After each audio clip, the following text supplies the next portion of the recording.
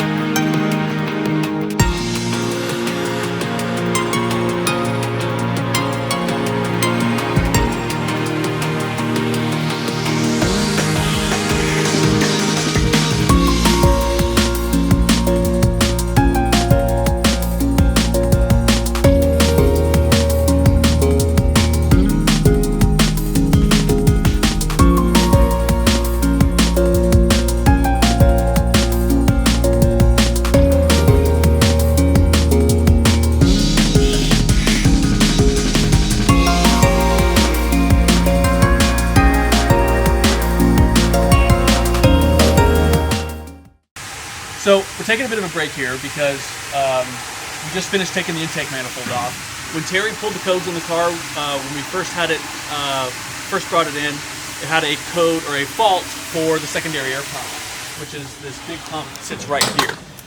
So we took it off, we just inspected the wiring, we wanted to see, thank you Terry, yeah, we wanted to see if there were any issues that we could find, and all the wiring, all the hoses, everything looks like it's in good shape. Oh, you know what? No, it's not. Look at that, real-time look. Oh, sweet. Right there. So we actually found a problem. So it looks like the heat caught up here and actually put a little bit of a hole here in our secondary air pump hose, and this is what actually goes up into the intake manifold, which is off. So now we know that we need to change this little hose. So that was the reason why we took that off. Now what we're also going to be doing here is this valve cover gasket is leaking. So we'll keep it off. We'll do our secondary air hose repair, and then do our valve cover repair. And the next thing we're going to do, which is what you guys are going to see, is we're going to remove this front bumper, and I'll show you why when we're done there.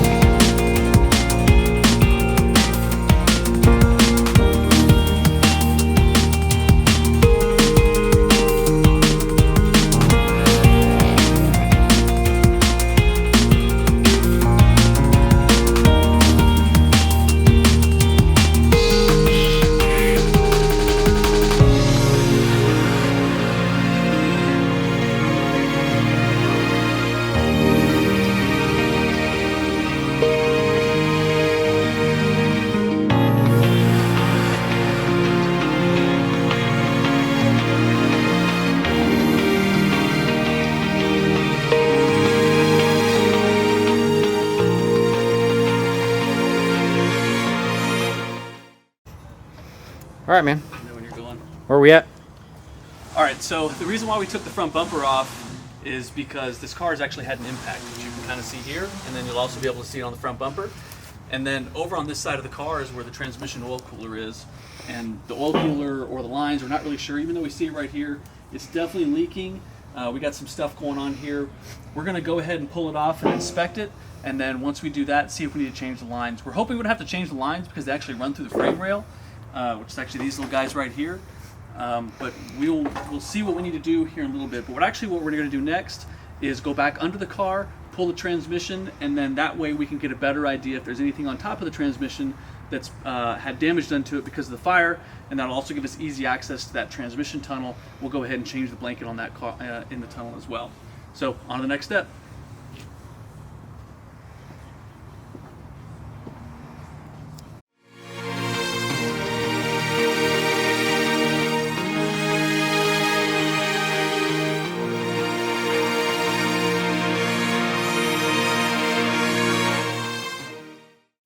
All right, so the next thing we're gonna do, guys, is we're actually gonna pull this transmission out, and that'll give us access to everything around it, make sure all the sensors are good. We're gonna go ahead and clean it up before we put it back in, and then we're also gonna change this sound deadening blanket that's been destroyed by the fire.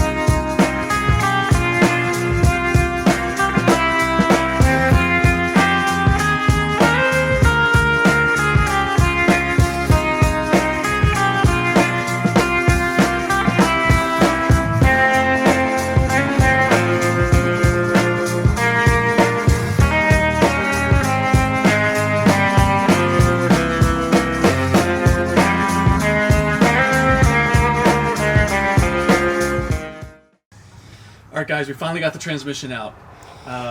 Didn't really find anything terribly surprising. The only thing that we found that we didn't know we needed was actually this, which is the AC drain, which is super easy to change. So we'll get a new one of those. We'll get a new one of these things here. This is the sound deadening for the M3. As you can see, it looks great under this. So we'll get all new hardware for this thing. We'll get all this stuff. Shifter looks good. The stuff looks like it's in good shape. And here too, we already have a new transmission harness, which is what this is right here. You can see it's pretty well beat up. And this right here is the sub harness for the oxygen sensors, as well as the oil pump and one other I guess this is the crank angle sensor. So we inspected the clutch. Clutch looks like it's got plenty of life left in it. Our throwout bearing is completely toast, so we're gonna do throwout bearing on this thing and get this transmission cleaned up and then our next step is going to be to get this thing over to body. And as you guys can see here, a lot of this stuff, this is all the undercoating. It's in pretty bad shape. So we'll get with them, get all this undercoating stripped off, get it re-undercoated, and then get this, what's it called, fuel tank out. But we can't take the fuel tank out tonight because of where we're on right now with this lift. There's no way we can get the wheels off the ground, which we're going to have to do to be able to disconnect these e-brake cables that run right here. So that'll be what we do, the last thing that we do before we send it off to paint. But the next thing is actually going to be us revealing this car to you guys on this Friday night for our timeline. So with that said, we're all the way in. We haven't really found many surprises. And I don't really anticipate to be a whole lot of surprises here when we remove the gas tank. So appreciate you guys following along.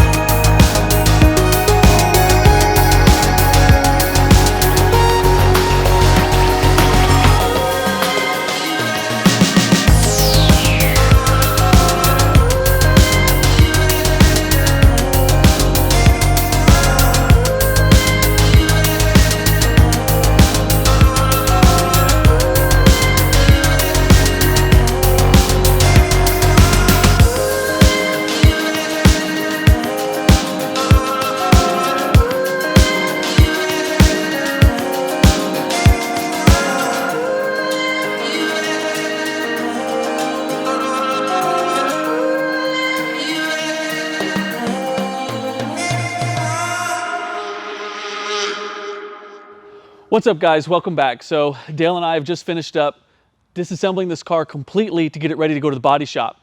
What did we do? We removed the brake lines, we removed the positive battery cable, we removed the gas tank, we removed all the last bit of sound deadening that was destroyed, kind of that was up in the tunnel. It's actually, that's it right there on the ground.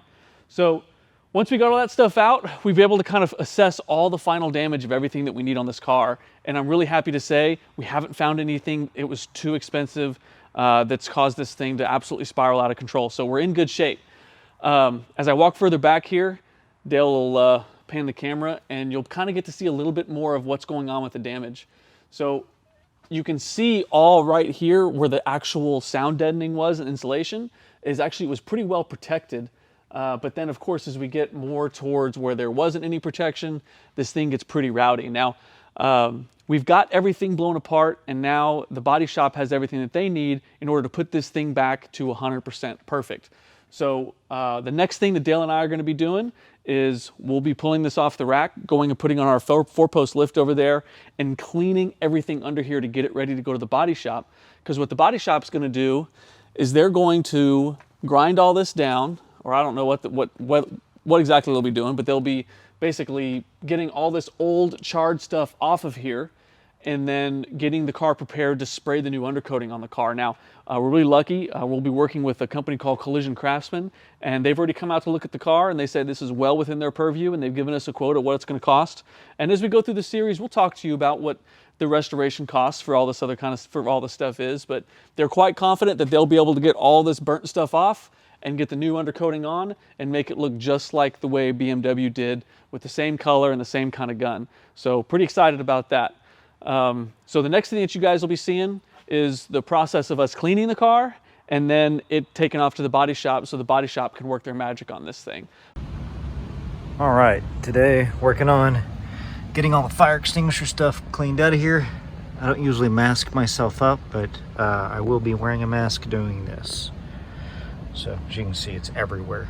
So try to get as much of this out as we can. I've already pulled the back seat out.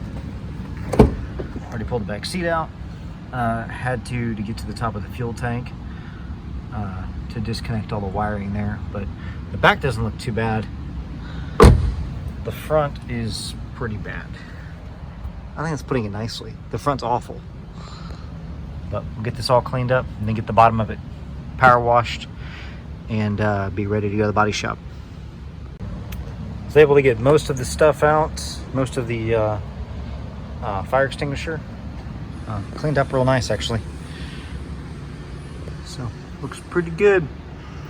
That right there on the dash, it's swayed and it's kind of brushed one way and then brushed the other way. So that's not any powder or anything like that. It's just the way the suede looks. But all in all, cleaned up very, very nicely. Looks good. Make sure I'm not hitting this car. Cleaned everything up. That's the interior done. Just needed to get up in the air and get going on the undercarriage and get all of that knocked out. This thing will be ready to go. All right, here it is. Got it power washed. The bottom's power washed right now. Simple green, soaking in. Kind of get it all up on all this because there's oil on it as well. So a lot of the grunge, the thicker stuff came off. So this is just letting the simple green soak in for a minute. But anyways, looking good. It's coming off, getting clean. Get this done, get this thing off the body shop.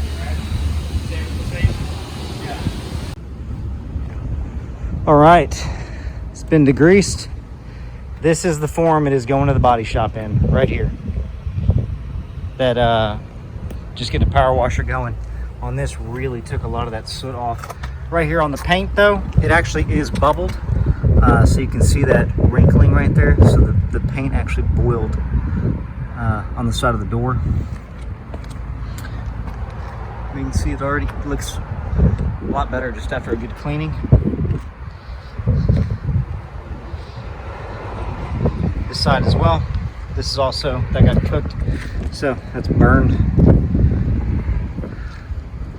And then the interior looks a million times better.